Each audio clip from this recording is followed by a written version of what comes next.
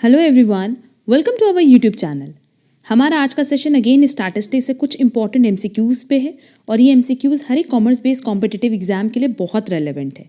हमने ये series already बहुत पहले स्टार्ट कर दी है, 14 to 15 लेक्चर्स इस पे अपलोड भी कर दिए हैं। तो अगर अभी तक उस सीरीज़ से आप नहीं जुड़े हो तो मेरा ये सजेशन होगा कि सीरीज़ से ज़रूर जुड़ जाना, सो दैट आपको रेगुलर बेसिस पे 10 इंपॉर्टेंट एमसीक्यूज़ की प्रैक्टिस हो पाए related to statistics.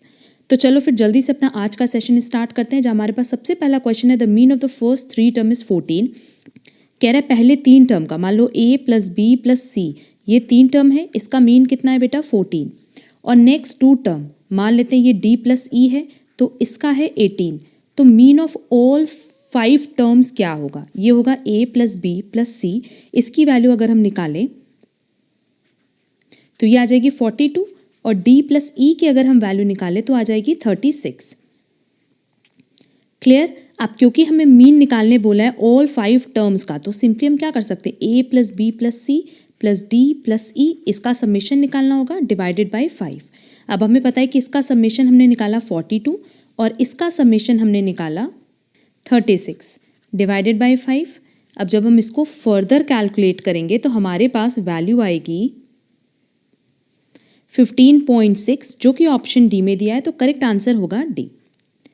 Next, the standard deviation of a variable x is to be 10, the standard deviation of 50 plus 5x is. अब सिंपल है, अगर हमारे पास स्टैंडर्ड डेविएशन ऑफ x दिया हुआ है 10 और हमारे पास स्टैंडर्ड डेविएशन फाइंड आउट करने बोला है 50 प्लस 5x का, तो बहुत सिंपल है, क्योंकि standard deviation measure of dispersion है और ये ओरिजिन से अफेक्ट नहीं होता, सिर्फ स्केल से अफेक्ट होता है। बट क्या स्केल के साइन से अफेक्ट होगा? नहीं होगा। तो हम इसको मॉड में रखेंगे और ये हो जाएगा standard deviation x। Mod open होने पे भी वैल्यू 5 ही रहेगी और करेक्ट आंसर आ जाएगा 50, दैट इज करेक्ट आंसर होगा A. Next, the quartile deviation is, ये हमने क्वार्टाइल डेविएशन की प्रॉपर्टी में बताया हुआ है कि अगर हम क्वार्टाइल डेविएशन की बात करें तो ये स्टैंडर्ड डेविएशन का 2/3 होता है। इस क्लास की लिंक आपको डिस्क्रिप्शन बॉक्स में दी गई है। Next, the first quartile is 142, मतलब Q1 कितना दिया है? 142 दिया हुआ है और कह रहे हैं सेमी इंटर क्वार्टाइल रेंज। देखो, इंटर क्वार्टाइल रेंज मतलब होता है Q3 माइनस Q1 और सेमी मतलब इसका आधा। इसकी वैल्यू दी हुई है 18। Then the value of median is, अब देखो इसकी हेल्प से ये फर्स्ट वैल्यू दी हुई है और ये सेकेंड इक्वेशन दिया हुआ है। ये मान लो Q3 minus Q1 is equal to 36 है, तो यहाँ हम Q1 की वैल्यू रख दें। ये हो जाएगा Q3 minus 142 is equal to 36 और Q3 इज इक्वल टू 178। मेरे पास Q3 आ गया, मेरे पास Q1 आ गया। हमसे क्वेश्चन में मीडियन फाइंड आउट करने बोला है। मीडियन मतलब मिड वैल्यू हो गया, तो मिड वैल्यू हम कैसे निकाल सकते हैं? Q1 plus Q3 divided by 2, क्योंकि ये हो गया 75% और ये हो गया 25%, तो ओवरऑल 100% का आधा कितना हो जाएगा? 50%। और मीडियन क्या होता है?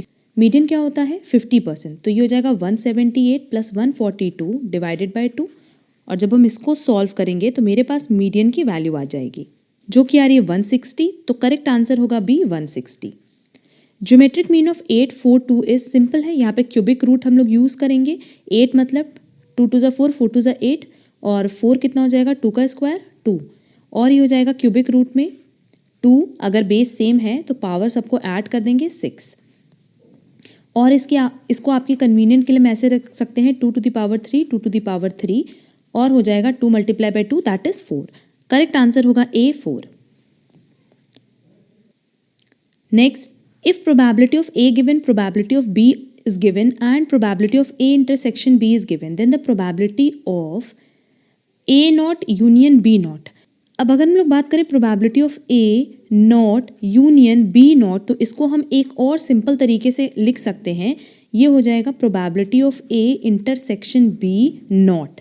क्या मेरे पास, और इसको हम कैसे कैलकुलेट कर सकते हैं? 1 minus probability A intersection B, जिसकी वैल्यू दी हुई है 1/4, तो 1 माइनस 1/4 करने पे वैल्यू आ जाएगी 3/4, दैट इज करेक्ट आंसर होगा बी 3/4।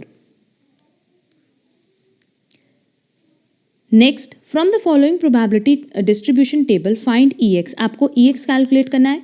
आप इन दोनों को मल्टीप्लाई कर दो, आपके पास EX आ जाएगा। बस क्या करना है कि 1 मल्टीप्लाई बाय 0.5, फिर 2 मल्टीप्लाई बाय 1/3, 3 मल्टीप्लाई बाय 1/6, और सबका समेशन कर देना, क्योंकि यहाँ पे हमें समेशन x fx से निकालना है। ठीक है, जब आप इसको कैलकुलेट करोगे ना तो आंसर आना चाहिए 1.67 अप्रॉक्स।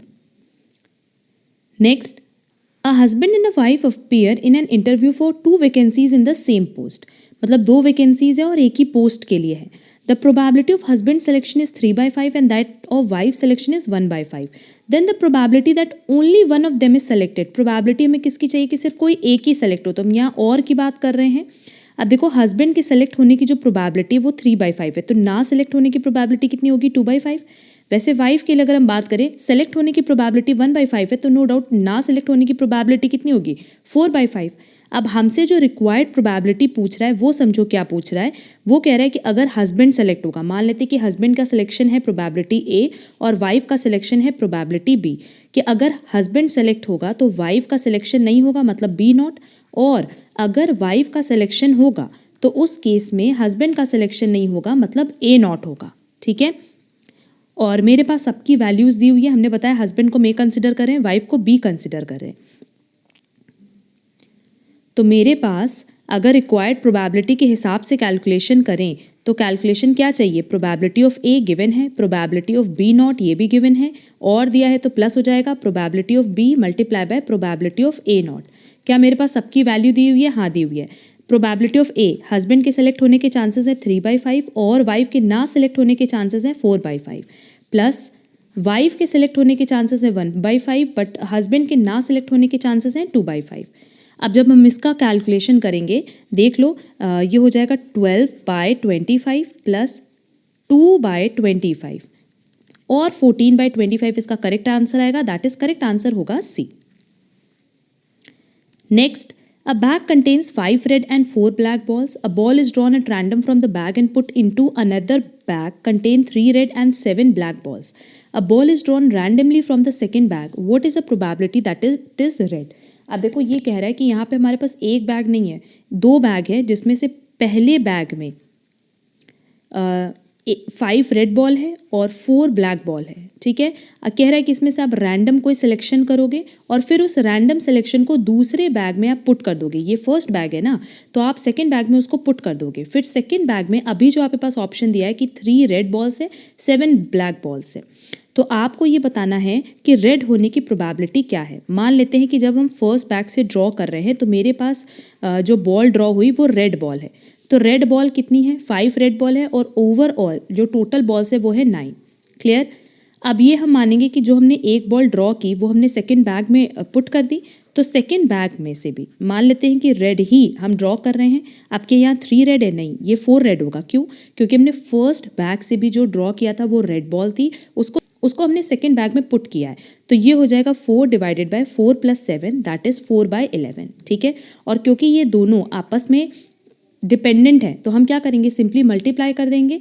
तो मल्टीप्लाई करके क्या होगा 5/9 मल्टीप्लाई बाय 4/11, ये हो गया रेड आने की प्रोबेबिलिटी। अब यहाँ सिंपली हम लोग क्या करेंगे, ऐड करेंगे और ये मानेंगे कि अगर फर्स्ट बैग से ब्लैक बॉल ड्रॉ हो रही है तो 4/9, और उसको जब हम सेकंड बैग में ऐड कर देंगे, फिर भी सेकंड बैग से प्रोबेबिलिटी किसकी चाहिए, रेड की चाहिए, तो मल्टीप्लाई बाय 3 रेड, अभी भी 3 ही रेड रहेगी पर टोटल नंबर ऑफ बॉल्स कितनी हो जाएगी 7 + 3 + 1 मतलब 11 हो जाएगी यहाँ पे। ठीक है, अब हम इसको फर्दर सॉल्व कर लेंगे तो ये हो जाएगा 20 divided by 99 plus 12 divided by 99, और आप इसको फर्दर सॉल्व करोगे तो आंसर आएगा A 32 डिवाइडेड बाय 99।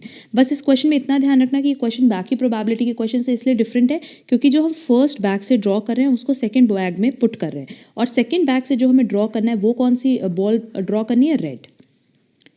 एंड हमारा आज का लास्ट क्वेश्चन है, if x be a Poisson variates with parameter 1।